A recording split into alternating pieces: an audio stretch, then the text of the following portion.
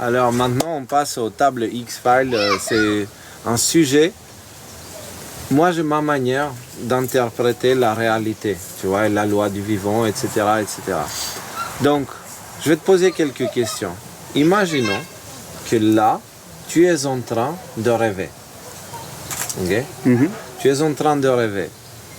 Ça veut dire qu'il y a un Thierry qui est sur le lit là-haut, tu vois, et qui dort. Et là, c'est ton rêve. Ok. Donc, toi, tu es Thierry dans ton rêve. Si toi, tu es Thierry, qu'est-ce que moi, je suis pour toi ici à l'intérieur de ton rêve? Tu comprends la question? Si j'accepte que je suis en train de rêver. C'est pas si tu acceptes, c'est une supposition. Imaginons que si là, j'accepte c'est un cette rêve. proposition. Voilà. D'accord, parce que c'est l'histoire de la Maya, que tout n'est qu'illusion et tout n'est que rêve, d'une certaine manière. Ouais, mais moi je te parle dans le concret, ok? L'observation d'un rêve à toi. Imaginons que là on est à l'intérieur du rêve et que moi je te permets de prendre conscience que tu es en train de rêver. Et du coup je te pose depuis l'intérieur du rêve, ok? Qu'est-ce que moi je suis pour toi, étant donné que ici c'est ton rêve? Ouais, tu le réveilles d'une certaine manière. Le réveil, ok, mais Rudy, qu'est-ce que Rudy il est pour toi? Je sais où il va, donc en fait, la première question, des fois, c'est plus facile si on te la souffle pour que tu comprennes dans quel état d'esprit il est. Moi, je serais une projection d'une partie de ton cerveau, de ton esprit, qui me projette. Donc en fait, je suis une partie de toi dans ton rêve, puisque c'est toi qui me projette. Tu comprends ce que je veux dire? Je comprends. Et donc, du coup, ça veut dire que toi, tu dors sur un lit, ok? Ta conscience, elle se trouve maintenant à l'intérieur de cette dimension qui est ton rêve. Nous sommes des projections de toi, tu nous projettes.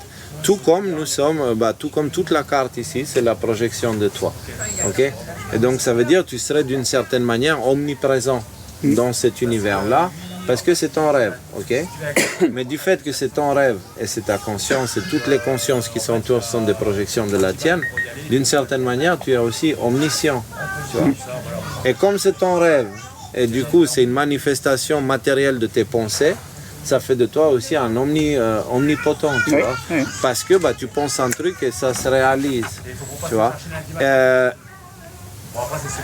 Qu'est-ce que tu penses de l'idée que, en fait, quand la Bible elle dit que nous avons été créés à son image, est-ce que ça s'appliquerait pas si on parlerait à l'intérieur du rêve de moi, Rudy, Nico, et John et Michael, par rapport à toi, que nous avons été créés à ton image, dans le sens où tu es un humain, nous sommes des humains, nous fonctionnons sur la base de la même manière, ok? Structurellement, ce qui nous maintient debout et vivants, c'est la même chose. C'est juste après, c'est les expériences qu'on fait qui sont différentes qui nous permettent d'avoir ces petites différences qui donnent la richesse et de l'expérience du rêve, tu vois. Ça te parle comme concept ou c'est un petit peu, ça donne mal au crâne? Parce que je te parle suite à une expérience, j'ai fait un rêve lucide en fait il y a une dizaine d'années. Et j'ai posé des questions. De quoi est fait la matière dans les rêves, tu vois? Et du rêveur, la matière dans les rêves, elle est faite, voilà. Quelle est la taille de l'univers à l'intérieur d'un rêve? Le même que celui-là, infini. Il n'y a pas de bout, en fait, tu vois. Et du coup, ma conclusion à moi, c'est que nous sommes dans le rêve de quelqu'un. Et ce quelqu'un, en fait, c'est celui qu'on appellerait Dieu ou le Créateur. Ou, oui. Mais à ce moment-là, en tout cas moi dans ce que je perçois et dans ce que il me semble que là encore, on peut retrouver la dichotomie qu'il y a entre réalité et perception de la réalité. Je pense qu'il y a mes rêves et il y a son rêve. Et je te le dis parce que c'est une expérience que j'ai déjà pu mener, c'est-à-dire que dans mes phases de rêve, il y a des rêves qui sont clairement mes rêves, liés à un fonctionnement qui est souvent perturbé, lié à mes traumas, mes expériences et ainsi de suite. Et il y a des moments de rêve qui ne sont pas mes rêves, qui sont son rêve. Et qui sont du domaine plus de l'intuition, de la transcendance et ainsi de suite. Mais oui, à ce niveau-là. Mais je pense qu'à ce moment-là, il faut redéfinir le mot rêve, parce que rêve renvoie souvent à la notion de virtualité. Alors qu'à ce moment-là, toi, le rêve renverrait à la notion de réalité. En fait, quand tu poses la question à quelqu'un qui est à l'intérieur du rêve au moment où il rêve, est-ce que c'est réel? Il va te dire oui. Hein. Moi, c'est ça, c'est une question encore de perception de l'intérieur d'un rêve. Là, si ça se trouve, on est en train de rêver, tu n'as aucun moyen de le prouver en fait. Ah non, je n'ai aucun moyen. Ouais. Et on n'a aucun moyen de prouver ni l'un ni l'autre. Ouais, c'est le principe Donc, il y de a Matrix, c'est ça. Oui, voilà. Mais tu vois, à l'inverse de Matrix, et j'avais trouvé Matrix très intéressant, mais aussi par sa perversion, par certains côtés.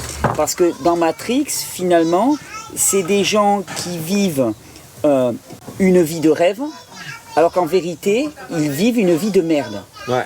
Et moi, je pense que dans notre monde, on vit une vie de merde, alors qu'en vérité, on est capable de vivre le contraire. Exactement, on est capable, on est fait, on est ontologiquement parlant, notre nature. Je veux dire, il faut toute la perversité humaine pour arriver à faire de ce monde un monde de précarité, de rareté, de souffrance, de tristesse, de larmes, de pleurs. C'est l'humain qui fait ça, parce que si tu t'arrêtes, c'est comme avec le jeûne, si tu t'arrêtes de déconner et que tu laisses ton corps au repos, il se répare de lui-même. Donc pour moi, il n'y a pas d'effort à faire, la vie est un mouvement spontané. La vie est quelque chose de spontané. Ouais. Et en fait, pour moi, la perversion humaine, c'est d'empêcher cette spontanéité d'émerger. Et je pense que nous vivons dans un monde incroyable, d'une beauté, d'une richesse, d'une perfection absolue. Et je pense que ce monde est absolument parfait dans sa réalité. Et que par contre, nous vivons, parce que nous vivons, on nous a appris depuis petit qu'il fallait vivre dans le œil pour œil, dent pour dent, qu'il fallait vivre dans le si on te prend ton manteau, il faut le garder, il faut le thésauriser, il faut le garder, il faut en accumuler le plus possible, dans la loi de la peur et ainsi de suite. Mais que si ces structures mentales, qui sont des structures mentales erronées, qui conduisent à une expérience de la réalité qui est erronée, s'effondrent, alors à ce moment-là, on perçoit directement, et je pense que c'est ça qu'on parle. T'as des tables de mystiques qui ont parlé de l'éveil. Je pense que l'éveil, c'est la contemplation. C'est drôle, on utilise le mot éveil, c'est réveil. Exactement. Éveil. C'est la contemplation de la perfection rêve, de la réalité dans laquelle nous évoluons. Et je te dis ça parce que moi, en fait, j'ai vécu une forme d'éveil il y a bien des années. Bon, il n'y a pas des années, mais c'est il y a 8, 9 ans, un truc comme ça, alors que j'étais aux États-Unis. Je suivais un cours de naturopathie auprès d'un de mes formateurs qui s'appelle Robert Morse. Et pendant le week-end, il n'y avait pas de cours. Et on me parle d'un centre de permaculture qui était à quelques kilomètres de là, à Fort Lauderdale, c'était du côté de Miami. Et je me dis, tiens, je vais aller le visiter pendant le week-end. J'arrive là-bas le samedi. Quand j'arrive là-bas, ils me disent, les visites sont terminées. Moi, j'étais crevé, j'avais fait la route et tout. J'ai dit, je ne peux pas me reposer dans le parc. Ouais, tu peux te reposer dans le parc, il n'y a pas de problème. Je me pose au pied des bambous et je commence à m'endormir. Manque de bol, quand je me réveille, c'est 4 heures ou 5 heures après. Tout le monde a quitté le parc. Moi, je suis enfermé à l'intérieur. Ma bagnole est enfermée à l'intérieur et tout. Donc, je me dis, qu'est-ce qu'il me reste à faire? Je vais me faire ma propre visite. Et là, j'ai commencé à cheminer dans ce lieu-là, seul. Et je crois que j'ai vécu l'un des moments de grâce les plus incroyables de ma vie. Dans cette archi-luxuriance, parce que c'était un parc d'une luxuriance où il y avait des fruits partout, et j'ai vécu une expérience de la réalité qui a fait fondre toutes mes structures mentales d'une certaine manière de peur, et j'ai expérimenté vraiment l'abondance réelle de ce monde, la beauté réelle de ce monde.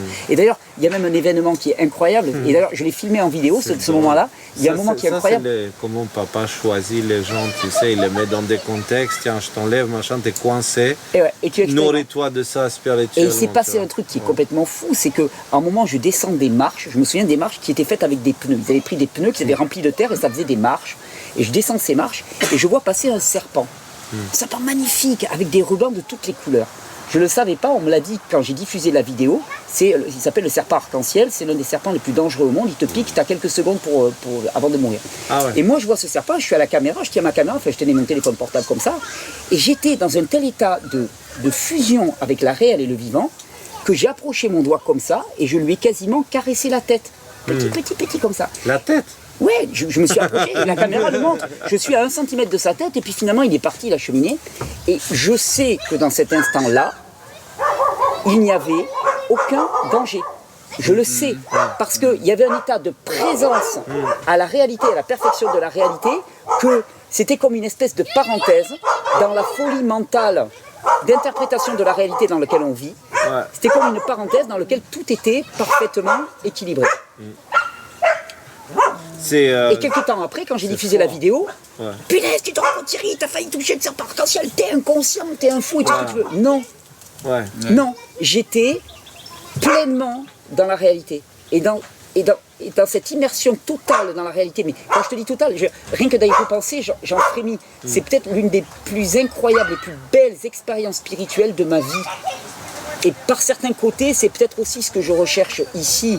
C'est que dans cette immersion complète, dans la puissance et la beauté du vivant, je me dis, il y en a peut-être d'autres qui, comme moi, expérimenteront cette pleine présence. Mais moi, c'est magnifique, presque c'est, biblique ce que tu nous racontes, dans le sens où quand tu es proche de Dieu, comme c'était ton cas dans cette expérience et tout ça, tu étais proche de la nature, tu étais proche du vivant, et puis tu étais dans un état même spirituel particulier, mais on est supposé pouvoir commander les animaux, on est supposé pouvoir les utiliser avec bienveillance, et pas les utiliser comme on les utilise aujourd'hui, quoi. Et quelque part, moi ça me rappelle mon expérience du pitbull. Toi, tu as eu des expériences un peu similaires comme ça, non? Avec un cheval, non, il me semble? Oui, avec des chevaux, avec des animaux, il y a des moments, je vois ce que tu veux dire pour ce moment de... Moi je pleure. Quand c'est comme ça, en fait, j'ai des larmes de joie, j'ai un sourire comme ça, limite avec des crampes. Et ça m'arrive souvent à la montagne. Tu vois, avec des chevreuils, tu vois, qui restent. Je les vois, ils me voient, ils restent, je peux aller près d'eux. Quand j'étais enfant, j'ai un oiseau qui s'était posé sur moi. Tu vois, genre, en marche. Hey, et ça, c'est des moments. Mais il y a pour moi, c'est des moments où d'un seul coup, on met un pied dans la réalité. Ouais. Et là, on est dans la réalité. Et la réalité, c'est ça, en fait. Et nous vivons dans un monde mental, d'a priori, tu vois, plein de séparation, des choses. Le moment avec le serpent et tout, c'est le moment où tu es tellement en synergie avec ton environnement que tu ne fais plus qu'un. Exactement. Donc aussi bien la réaction de ce serpent à ton action, pour toi ne faisait aucun doute, parce que le doute n'existait plus, il n'y avait plus de séparation. Aussi bien avec les plantes également, ça s'est produit. L'effet et le besoin de plantes, si tu es dans cet état-là, tu le connais et tu sais comment rentrer parfaitement en synergie avec eux. Mais d'une manière naturelle, c'est comme si tu avais soif à la place de l'arbre. Exactement, c'est exactement ça. C'est exactement ça. Tu as une perception et cette fusion avec la réalité, ce plongeon dans la réalité. Oui, je dirais que c'est certainement En fait, on ne peut parler de la réalité que quand on l'a expérimenté. C'est un moment où le rêveur inconscient prend conscience qu'il y a une connexion entre lui et la carte. D'une certaine manière, l'environnement. Peut-être oui, c'est possible. Parce que ça peut arriver dans les rêves aussi, ce genre de moment d'extase. Ça peut arriver aussi. En tout cas, voilà, moi c'est fondamental. Et c'est vrai que ce film Matrix m'avait touché, mais parce que je disais, en fait, c'est une magnifique allégorie, il y a énormément de clés, c'est certain. Film, on pourrait dire prophétique par certains aspects, hein, vraiment, voilà. En plus, c'est un gros blockbuster, puis il pète, Keanu Reeves, moi j'aime beaucoup, ça donne, la musique de Rage Against the Machine, c'est excellent aussi, donc tout est au top. Mais d'abord et avant tout, par cette espèce de switch entre finalement la réalité perçue, la réalité vécue et la réalité. Et tu sais, ici, on a beaucoup appliqué les principes de la permaculture, qui est pour moi vraiment la science du vivant et qui est, s'il y a un avenir à ce monde, et je suis persuadé qu'il y a un avenir à ce monde, cet avenir à ce monde sera la science qui sera mise en avant, ça sera la permaculture. Parce qu'en fait, la permaculture, c'est la connaissance et la reconnaissance du réel. Et la permaculture nous montre à quel point il faut que nous fournissions d'efforts en termes de perversité pour arriver à réduire... En termes de quoi, t'as dit ? De perversité. Okay, oui. Pour arriver à réduire la formidable abondance de production d'énergie du vivant. Ouais. Un système naturel, un système naturel est par nature régénératif. C'est-à-dire un système naturel produit plus qu'il ne consomme. Sinon, on serait arrivé à l'extinction de la Terre. Forcément. Tous les systèmes humains sont dégénératifs. Ils consomment plus qu'ils ne produisent. Donc, tous les systèmes humains sont voués à l'échec. C'est pour ça que les mecs, on s'extasie même devant la GoPro, la caméra, Sony ou je sais pas quoi. Enfin, tu vois, on est à fond, on dit ouais, la telle fonction et tout. C'est de la MERDE en bas. Ça n'a même pas le caractère régénératif. C'est des jouets en plastique pour enfants. Quoi. Mais ouais, et puis même pas made in China, quoi. C'est pire que ça, quoi. Tu vois, c'est de la merde. C'est de la merde absolue. Et le problème, c'est qu'on a appris à s'extasier plus devant un iPhone 14 que devant un brin d'herbe. Bah, en fait, on est devenu tellement, comment dire, détaché de la compréhension de l'ensemble des choses, et on le voit très bien dans les villes. Tu sais, quand on plante les arbres au milieu des trottoirs, tu sais, dans un carré. Et en fait, comme si pour les gens, il n'y a que la partie visible de l'arbre qui existait, il ne racine pas. Et donc tu vois, et la route et le trottoir complètement défoncés par les racines. Enfin, je veux dire, à quel degré d'incompétence ou de débilité, ouais, en fait, proprement, il faut arriver, d'accord, pour oublier ça, qu'un arbre a des racines et qui va te défoncer le sol. C'est le fruit de notre éducation. Je ne pense pas que ce soit la débilité, c'est que juste depuis très jeune, on nous formate et on nous tord l'esprit. Un enfant, je vois comment un enfant expérimente la réalité, il l'expérimente directement. Et puis petit à petit, on met des concepts mentaux, c'est bien, c'est mal, c'est caca, c'est pipi. On ajoute. Et on rajoute des couches et des couches, des a priori, et des interprétations de la réalité. Et puis des punitions, et puis des sanctions, et puis des... Voilà. Donc ce que tu es en train de décrire là, en gros, c'est à la Terre, il y a un ciel universel, celui qui est beau et dans lequel on arrive quand on est enfant. Et puis au fur et à mesure qu'on grandit, on nous met des choses dans la tête et c'est comme s'il y avait quelque chose qui s'interposait entre nous et le ciel. Des voiles. Voilà, exactement. Et à la fin, on finit par être déconnecté du ciel, c'est-à-dire le monde des pensées du réel. Et on vit dans une sorte d'illusion, une sorte de... Dans les égrégores. Il y a quand même quelque chose de fondamental dans tout ce qui est dit, là tu l'as dit répété Léo, on nous met dans la tête. Ouais. Qui sont... Bah, je pense... Le système.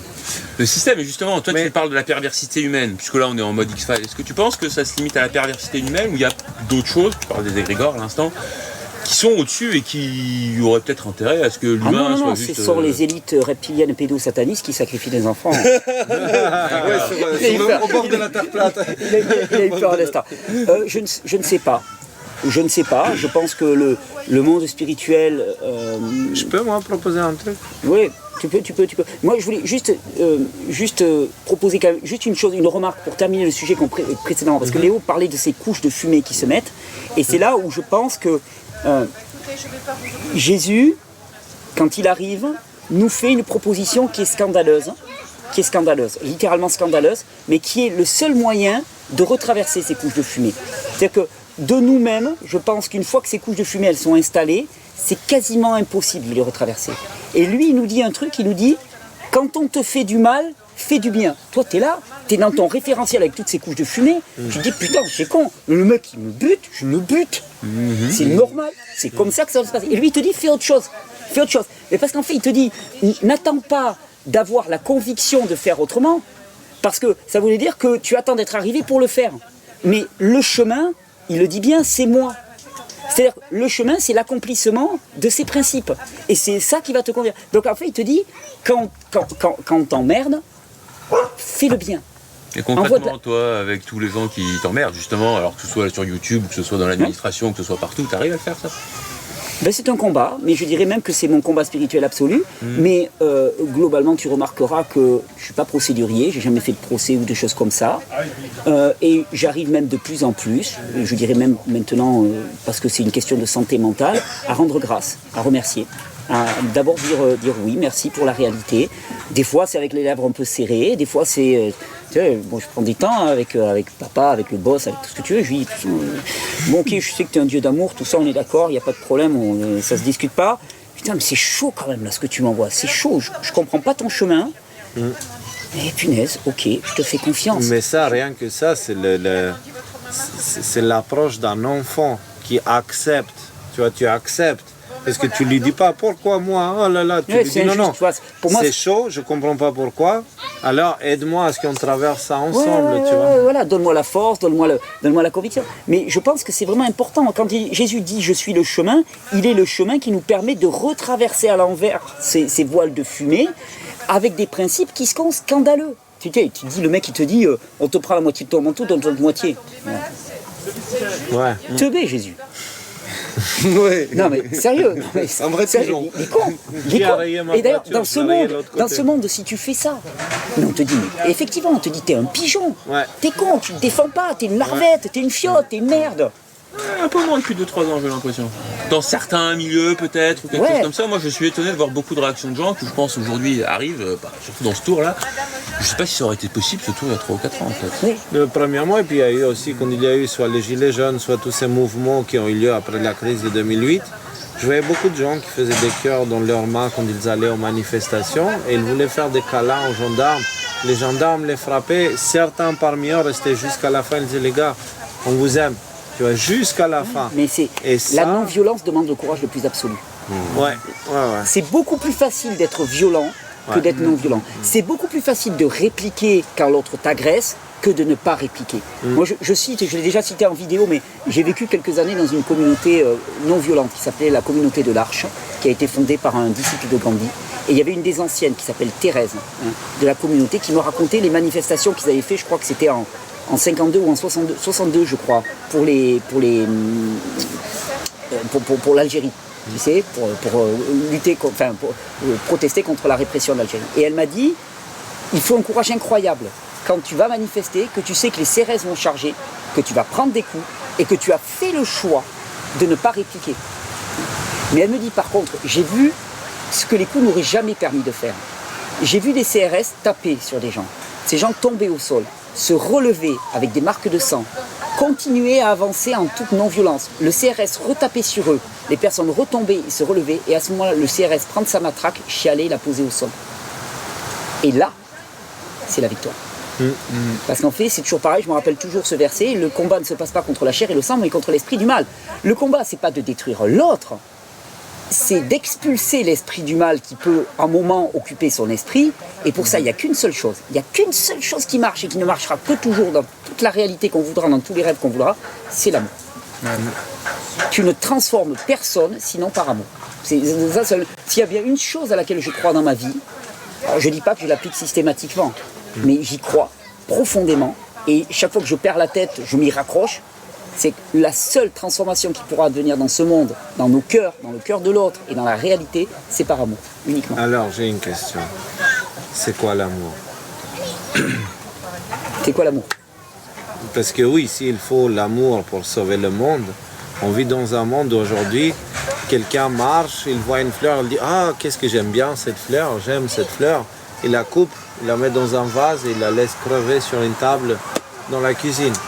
Et donc son amour vers cette fleur a fait qu'il a coupé la plante, il l'a laissé crever. Tu vois. Ça, c'est de la possession. On nous apprend de confondre amour, possession. On appelle amour aujourd'hui beaucoup de choses. Qu'est-ce qui, selon toi, est l'amour? Ça, c'est... alors... Aimer, c'est déjà pardonner pour moi, à l'infini. Et pardonner, tu vois, c'est un terme aussi que je trouve très très fort. Parce que pardonner, étymologiquement parlant, ça veut dire donner par-dessus ce que l'autre a fait. Ça ne demande pas, parce que souvent on te dit, ouais, pour pardonner, il faut oublier et tout. Non, tu n'oublies pas.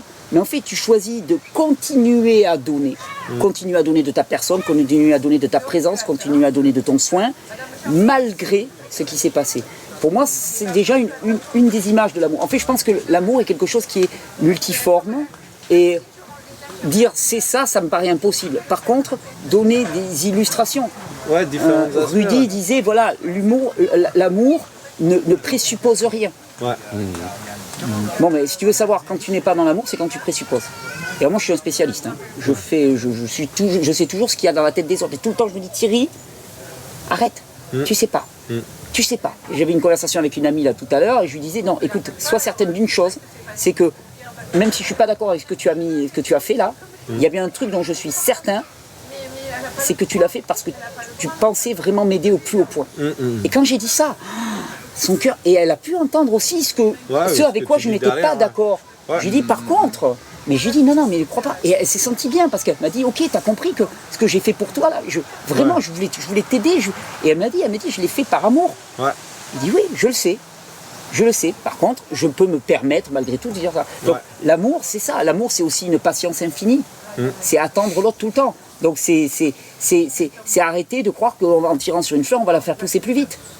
Et laisser à l'autre le temps de... alors, je parle en matière de santé, mais tu vois, dans les couples, les choses comme ça, quand il y en a un qui me dit « Ah, mais moi, je me suis mis à boire des jus et tout, puis mon mari, il fait chier, il me gonfle parce qu'il... » Est-ce que tu crois que c'est comme ça que tu vas lui donner envie? Si t'es changé de l'intérieur, prouve-lui, donne-lui envie. Par les actes. Mais ouais, si ton mari te voit de plus en plus sexy, de plus en plus pleine d'énergie, de plus en plus... Putain, il y a un moment où il va avoir envie.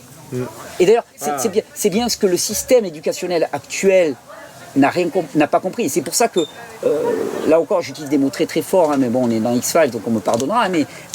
les méthodes d'instruction actuellement sont des méthodes inversées et perverses. Parce que au lieu d'attirer les gens vers la progression, la connaissance de soi-même, la croissance, hein, par un infini amour, on leur fait peur avec de la sanction. C'est ce qu'on appelle l'éducation noire ou l'éducation négative, hein, et qui est pour moi, le simple fait de sanctionner une erreur, c'est le meilleur moyen, ce qu'on appelle l'erreur, hein, c'est le meilleur moyen d'empêcher la croissance d'un individu. C'est-à-dire l'erreur, c'est l'écart qu'il y a entre toi et la réalité.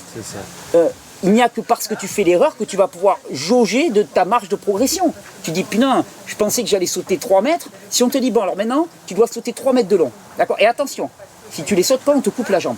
Putain, toi, t'es là, t'as jamais envie de sauter.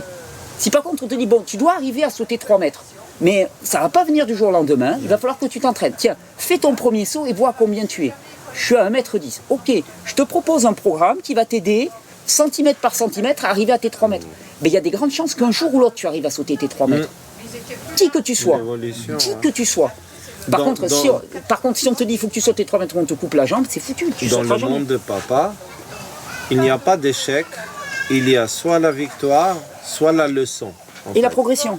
Bah, d'une fois que tu as appris la leçon, tu passes à l'après. Mais il n'y a pas d'échec. Parce que l'échec, c'est la leçon, tu as gagné quelque chose. Donc, j'aime bien ta casquette, tu veux pas la montrer à la caméra? Je crois que c'est la casquette décodeur qui a le plus vécu que j'ai rencontré. Et alors ce qui est rigolo, c'est que tu dis, hier tu me l'as dit, elle a du vécu cette casquette. Non, elle a 2 mois et demi. Par contre, elle a 2 mois et demi dans la réalité, pas dans la virtualité. D'accord ? 2 mois et demi devant Facebook, elle serait bleue. Là. 2 mois et demi à s'occuper des arbres, à s'occuper de mes gamins, à œuvrer dehors. Là, cette gueule-là, et je trouve qu'elle a une bonne tête. Moi, j'aime bien les gueules de réalité, moi. Je préfère ça que les gueules de virtualité avec les ongles tout propres, avec tout manucuré, tout ce que tu veux. Comme nous, quoi. Non, t'es pas manucuré. Mais c'est l'amour, c'est l'amour même de la casquette, tu sais, sur toi. Que tu sois quelqu'un de bon ou un connard, elle te protège je la quitte pas, en aussi tout cas. bien. Tu sais que je la quitte pas. Hein. Elle protège bien. Et moi, je voulais juste dire un truc sur l'amour, parce que je ne sais pas pourquoi, il y a des gens qui m'ont demandé d'écrire un petit mot sur les livres, etc. Tu sais, faire une petite dédicace. Et moi, je ne sais pas faire ça. Donc, du coup, je dis, qu'est-ce que je vais marquer? Et après, je dis, bah, laisse-toi porter. Et j'écris, je t'aime. Et ensuite, je t'aime comme le soleil aime les champs. Ou je t'aime comme la pluie aime les fleurs. Et en fait, l'amour et ce à quoi nous, on cherche à rassembler par similarité, c'est à toute chose. Le soleil, il éclaire aussi bien le chemin de vertueux que le chemin de l'égaré. Ouais. La pluie, il tombe aussi bien sur des purs comme sur des impurs. Alors le cœur bat aussi dans le corps des impurs aussi bien que dans le corps des purs. C'est pour ça que le Christ, il pointe le cœur, il pointe pas le cerveau en fait. Tu vois, il fait pas, t'as pas des images du Christ avec une auréole et un cerveau et il fait ça. Non, tu as des images où il a un cœur et il pointe vers le cœur. Parce que le cœur, pour moi, c'est vraiment l'exemple à suivre. Tu vois, c'est celui qui te pardonne, qui te permet, tu as commis une erreur, on réessaye. Tu as fait 100 erreurs, la 101e fois, c'est bon, bah, il a oublié les 100 précédentes. Exactement. Et on avance, tu vois. Exactement. C'est la pédagogie positive et pas la pédagogie négative. La pédagogie négative va faire que tu vas faire sans succès et tu feras juste une erreur et on va te la rappeler toute ta vie. Ouais, la pédagogie positive va faire que tu vas faire 100 échecs, tu vas faire un succès et on ne verra que celui-là. Voilà. Et c'est ça la version. Et c'est là où je pense que le message du Christ est scandaleux au sens propre du terme, dans un monde qui pratique l'exact inverse. Mais que c'est le chemin et la vie. Ouais. C'est une belle conclusion, non les gars? Ouais, bah Michael, fais-nous la conclusion, toi. Fais-nous la finale, le outro, parce que tu n'as pas beaucoup parlé. Oui, bah du coup, là, comme ça, oui, je sais pas trop quoi dire, je t'avoue. Bah, du coup, tu vas prendre ta décocane numéro 2. Ouais. Voilà, Thierry. La 5. Merci. Voilà. Qu'est-ce qui a marqué d'ailleurs sur cette décocane? Et on a parlé, je crois, un peu de tout. Pardon, en premier, bienveillance, amour, paix et union. Tu as les mots qui sont gravés. Pardon, voilà. Bienveillance, amour, paix, union. Voilà. Ah ouais, si c'est par ordre, moi je suis union. Hein? Moi je suis union, je suis le 5e. Ah ouais, c'est vrai qu'il y a 5 cannes et il y a 5 je suis points. amour. Et c'est moi qui serai la paix. Et moi, je suis pardon, du coup. Et c'est bien, on a trouvé ça. Bien vu, bien La vu. union, ça me va bien, moi. Souvent, je relie les gens, je les mets en contact et tout, c'est bien. L'union, Ouais, c'est bien. on voit ça. Alors, L'union fait la force. Hein. Donc, ouais, là où on veut nous diviser, on a divisé l'être humain, on l'a fragmenté pour retomber sur les pieds de la première. Ben, là, on réunifie. C'est ouais, cool. il y avait Le corps, l'esprit, tout. un général militaire, Skanderbeg, albanais. Il s'appelait Skanderbeg. Et en fait, une dame m'a appris que c'était pas juste un chef militaire. En fait, c'était même pas un chef militaire tel qu'on nous l'a fait croire. C'était un chef spirituel, en fait. Et c'est lui qui avait montré aux Albanais comment tenir face aux Turcs pour, malgré l'Empire ottoman qui a mis les mains dessus, pour que nous puissions garder notre culture et notre passé, tu vois. Et il leur disait, regardez cette branche. Et il prenait la branche et la pliait comme ça. Elle se casse facilement. Maintenant, regardez, j'ai 100 branches, tu vois. Bah, tu ne peux pas les casser en même temps, en fait. Tu ne peux les casser que individuellement, une par une. Ça veut dire ce que ça veut dire. Donc, sur ce, coupé. Hey, c'était super. Hein.